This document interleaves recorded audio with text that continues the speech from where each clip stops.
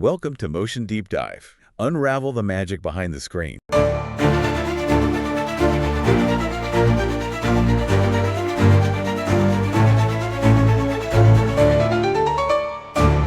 And are you ready for this? I think so. Lay it on me. We're diving deep into It's What's Inside. It's this brand new sci-fi comedy horror. Oh, wow. All in one. Yeah, it just dropped on Netflix. It's about, just imagine this, body-swapping chaos, but at a pre-wedding party. Gone wrong. Okay. All wrapped up in this, like, really wild visual style that's going to blow your mind. So where do we even begin with something like that? Like, how do we even approach that? Well, we've got a stack of reviews. We've got articles analyzing the film. Okay. And we even have a Wikipedia entry, to give us the hard facts. Right. So we'll be diving into all those. But let's just unpack this whole thing. Yeah, let's get into it. The movie, it centers around 8 college friends. 8. 8. Okay. We've got Shelby, Cyrus, and then there's Ruben, the groom-to-be. Oh, okay. Dennis, Nikki, Brooke, Maya, and they're all getting together, right? Yeah. This, Ruben's pre-wedding bash. All right, standard. Standard, yeah. Pre-wedding party. And then their estranged friend, Forbes, shows up, right? Ooh, estranged. I like it. Yeah, a little bit of tension there. A little mystery. He crashes the party with this mysterious suitcase. Okay, a mysterious suitcase. Uh-huh. And that's when things really take a turn for the bizarre. A mysterious suitcase, never a good sign in a horror comedy. What's in the suitcase? I'm intrigued. Get this. It's a body-swapping device. Whoa! The friends, they end up playing this game, right, where they swap bodies. Oh, my gosh. And then they have to guess who is who. Okay. Here's where it gets really interesting, right? For you, the viewer, the film takes this whole, body-swapping mayhem, and it uses it to explore these deeper themes of identity and envy, especially in the context of social media and the personas that we project online. Right, like the versions of ourselves that we put out there. Exactly, yeah. Okay, so it's tapping into some real anxieties about self-image and this pressure to present a certain version of ourselves in the digital age. Okay, cool. And with 8 people swapping bodies, that just adds a whole other level. Exactly. It's not your typical... It's not your typical 2-person body swap. Yeah. Interesting. Okay. And speaking of twists, the reviews we have, they kind of paint this mixed picture. Okay. Some critics, they praise the film. They say it's really original, really clever, and the stylish execution of it all. Right. But then, other critics, they point out some issues with pacing and how deep some of the characters really are. It's not uncommon, I guess, to find those differing opinions about a movie. Yeah. Especially with something that's, high concept. Right. Yeah. But one detail that really stood out to me is that this movie, It's What's Inside, it premiered at Sundance. Wow, it's Sundance. And it got picked up by Netflix. Oh, wow. For $17 million. $17 million. They've got high hopes for this film, don't they? I would think so, yeah. So I think we should delve a little deeper into these themes, identity and envy that you mentioned. Yeah, I think so too. What I found really interesting was how the film, it uses specific situations to highlight how social media just fuels these feelings. Right. For example, we see Shelby and she's clearly envious of Nikki. Okay. Who's this social media influencer. Right. And she's living this seemingly perfect life online. So she wants that picture-perfect lifestyle. And then we have Cyrus, who's harboring, maybe some hidden feelings for Nikki, which adds another layer of tension to his relationship with Shelby. It's all very intertwined. Wow, it's interesting. Yeah, it's really fascinating. What about you? Have you ever experienced anything like that feeling of envy when you're scrolling through social media? Oh, yeah, for sure. I think everyone has. At some point, it's like, oh, look at them, they're doing this, and I'm not. But what's really interesting here is how this body swapping mechanic in the film, it allows the characters to literally step into each other's shoes. Right. And experience life from this totally different perspective. And walk a mile in their shoes. Exactly, yeah. And it forces them to confront their own insecurities and desires in this really visceral way. Yeah, that's true. I like it. And it's not just personal envy either. Okay. One article that we read highlighted this racial subtext that emerges when characters of different races swap bodies. Yeah. And it adds this whole other layer of complexity to how we think about identity. It makes it even deeper. Right. Imagine the added societal perceptions and prejudices that are just, tied to race. Absolutely. And how appearance plays into all of this, too. Yeah. So the film's using this body swapping to explore just this whole spectrum of identity issues. It's like it goes beyond just, wanting what someone else has. It's Yeah. like it's how our identities are shaped by our experiences, Yeah. our perceptions, our roles in society. Definitely. That. Yeah. Speaking of how this is all presented, Yeah. let's talk about the visual style. Okay. It's definitely eye-catching. Yeah. So imagine this. Vibrant neon lighting, Okay. rapid editing, split screens, and it even uses elements of social media in the storytelling. Oh, wow. It's like the film itself is reflecting the digital age. Yeah. What do you think about that? It's interesting. Have you seen other films that use similar techniques to comment on how we live online? I've definitely seen films use, like the rapid editing and these fragmented visuals Yeah. to create that sense of unease or to sort of mirror that information overload feeling. But Yeah. using social media elements, directly, that's intriguing. It's like the director's really trying to, show us how technology shapes how we see the world Yeah. and interact with each other. Another interesting point is how this film kind of fits into what some critics are calling the game night gone wrong subgenre. Okay. We've got, it's what's inside with its body-swapping mayhem. Yeah. And then there are movies like Bodies, Bodies, Bodies Uh-huh. and Talk to Me. Oh, yeah, yeah. They both play on these contemporary anxieties about social dynamics Right. and the consequences of just unchecked behavior in seemingly safe environments. It's interesting because I think a lot of people feel that sense of unease about safety, Yeah. crumbling around them. So these films take those anxieties and they just Both of them. amplify them to the extreme, and they create this thrilling and often terrifying reflection of our deepest fears.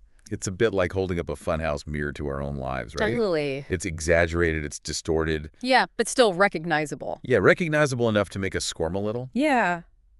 So what's especially interesting about it, though it's inside, though, is that it takes this concept a step further. Okay, with the body swapping element. Right. So it's not just about who to trust. Yeah. It's about who you are. But who you are in the midst of all the chaos. Exactly. It adds a whole new level of paranoia and uncertainty. I love that. And before we completely spoil the ending for you, we'll just say this. The film ends with this really surprising twist Okay. that reframes everything you thought you knew about the story. Ooh. And I don't want to give too much away. No. But it definitely raises questions about whether the characters, if they really learn and grow from these, wild experiences, Right. or if they're just stuck in this cycle of deception and self-interest. It definitely sounds like an ending that will leave you thinking Yeah. and questioning some things. Oh, yeah. Maybe even about yourself. Exactly. Interesting. So I won't reveal the twist, but let's just say it involves a character we haven't really talked about yet, Beatrice. Beatrice. Okay. Things are definitely not what they seem. Now that's a tease. Yeah, It sounds like the ending just throws everything we thought we knew into question. it does. Okay, well, I'm hooked. So before we go into spoiler territory, Yeah. we need to take this, little detour Okay. to explore another fascinating aspect of this film. Buckle up. All right, I'm ready. Yeah. Hit me. All right, so you were saying that the ending throws this major curveball with this Beatrice character. Yeah. What's the deal with her? How does she fit into all this body-swapping craziness? Remember how Forbes was expelled from college Yeah? all those years ago? Mm-hmm. After that, incident with his younger sister? Yes, I remember you mentioning that. It seemed like a pretty significant event for the group. It was. And, well, I don't want to give too much away, Okay. but it turns out that Beatrice, the one who shows up at the end, is actually Forbes. Whoa, hold on. Years ago, he swapped bodies with his sister to get revenge on the group. What? No way. That's a twist I did not see coming. Crazy, right? Yeah, it completely flips the script on everything. Right. Suddenly Forbes, who seemed so, awkward and harmless, Yeah. is revealed to be this mastermind. Oh. This, vengeful, calculating. Makes you question every interaction Oh, yeah. from the beginning. Every motive. God. Wow, we were so focused on Shelby envying Nikki and Cyrus wanting a different life Right. that we completely overlooked Forbes and his, hidden agenda. Yeah. It's brilliant. And it adds a whole new layer of complexity to those themes of identity and envy we were talking about. Oh, for sure. It's like a masterclass in, subverting expectations Yeah. and forcing the audience to like reevaluate everything. Yeah. It's not just about, questioning the characters and their motivations, Yeah. but it makes you think about revenge and the lasting impact of past trauma. That's deep. Like, how far would you go to get revenge on someone who wronged you? Yeah. Even if it was years ago, like, where's the line, between seeking justice Yeah. and becoming consumed by obsession? It's a chilling thought. Yeah. It is. It really is. And this twist doesn't just impact the plot, Yeah. It adds this unexpected depth to Forbes's character, Right. revealing this level of intelligence and manipulation Totally, that we just yeah. didn't see coming. It was hidden beneath that passive exterior. It makes you wonder, are any of us ever truly who we appear to be? Especially in today's world, like where we present these carefully curated versions of ourselves online. Oh, yeah. It makes you wonder how much of what we see is genuine It's a good point. and how much is just performance. Speaking of appearances and like carefully curated images, Yeah. I think it's interesting to compare this what's inside to those other Game Night Gone Wrong films we mentioned. Right, right. We've got the body-swapping mayhem in this film. Yeah. The friends turning on each other during that hurricane party in Bodies, Bodies, Bodies. Mm-hmm. And then the terrifying consequences of the seance gone wrong in Talk to Me. Totally different vibes, though. Yeah, but what do you think it is about these types of stories that just like resonate with audiences right now? I think it's because they tap into this very real sense of unease and anxiety that we have right now. Like, we live in a world where social media often presents this like distorted view of reality. Yeah. Trust is fragile. The consequences of our actions can just spiral. Right. And these films take those anxieties, Amplify them. amplify them to the extreme. Yeah. It creates this thrilling, terrifying reflection of our deepest fears. It's like holding up a funhouse mirror to our own lives, right? Totally. Exaggerated and distorted, Yeah. but still recognizable. But still recognizable. Yeah. Enough to make us uncomfortable. Enough to make us squirm a little bit, yeah. So what stands out to you about how what's inside tackles these themes compared to those other films? Well, one thing that struck me was the visual style. What? Like, Bodies had that dark, almost claustrophobic aesthetic. Yeah. While Talk to Me really relied on unsettling imagery and those jump scares. Right. But what's inside is visually vibrant. Yeah. And playful, almost like a candy-colored nightmare. It's a cool contrast. It is. It's like the film is saying, hey, look at this shiny, distracting world we've created, but don't be fooled by the pretty colors because there's something darker lurking beneath the surface. Yeah. It's very deliberate, I think. Yeah. The bright colors, the rapid editing, incorporating social media elements. It all creates this sense of heightened reality. Exactly. Almost like a hyper-real version of our own world. It's like the film itself is reflecting how we experience things in the digital age. Yeah. Where everything is fast-paced, overstimulating. And often lacking in depth. Right, and that ties back into some of the criticisms about the pacing and the character development. The film moves so quickly, jumping between perspectives and timelines, that it can be hard to really connect with the characters. Yeah. Yeah, it's like almost as if we're experiencing the story through the lens of social media. Oh, yeah. Where everything is fragmented and fleeting. Right. We see snippets of these characters' lives, but we don't necessarily get a full understanding. You don't get the full picture, Yeah. which in a way makes the ending and its implications even more thought-provoking. Like, despite that shocking twist, the film leaves us with this lingering sense of ambiguity. It does. Like, have these characters truly learned from their experiences? Yeah. Or are they destined to repeat the same mistakes? Right.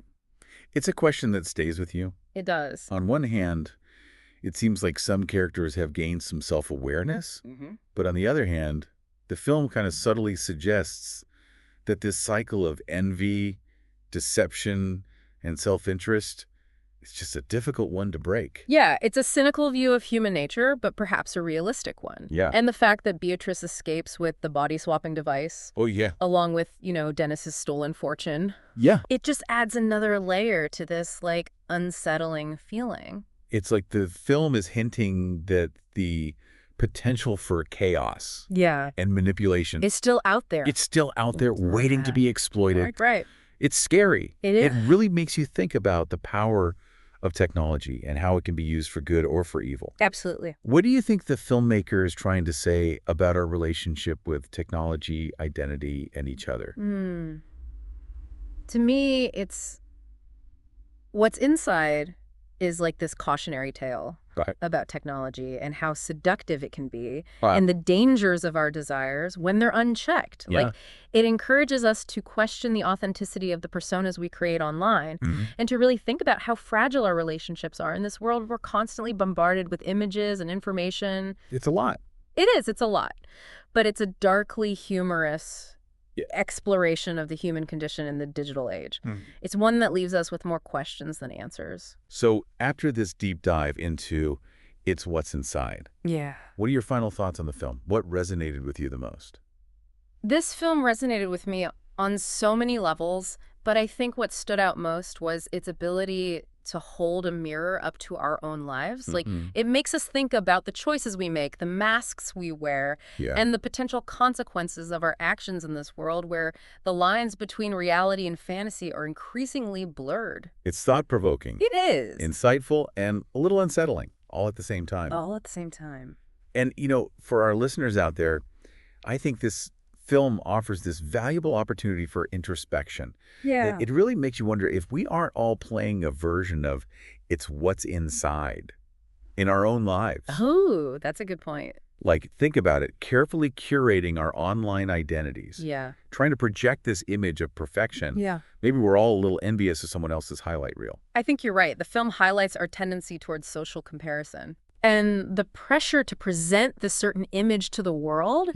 It's so easy to get caught up in this game of appearances, especially with social media always there. Always there. But the film reminds us that true connection and fulfillment come from authenticity, not from trying to be someone we're not. Right. And sometimes that authenticity can be messy Yeah. and complicated, but it's ultimately more rewarding than trying to fit into someone else's mold. Totally agree. Wouldn't you say? I would. Embracing our imperfections and vulnerabilities is what allows us to form those genuine connections. It's recognizing that we're all works in progress, constantly evolving and learning. That's okay. And that's okay. So what does this all mean for you, the listener? Okay. Why should you care about this film and what it has to say about identity and envy and technology? I think it's what's inside offers this valuable opportunity for self-reflection. It encourages us to examine our relationship with social media, to think about the masks we wear, and to ask ourselves, are we seeking genuine connection or are we chasing fleeting validation? Oh, that's good.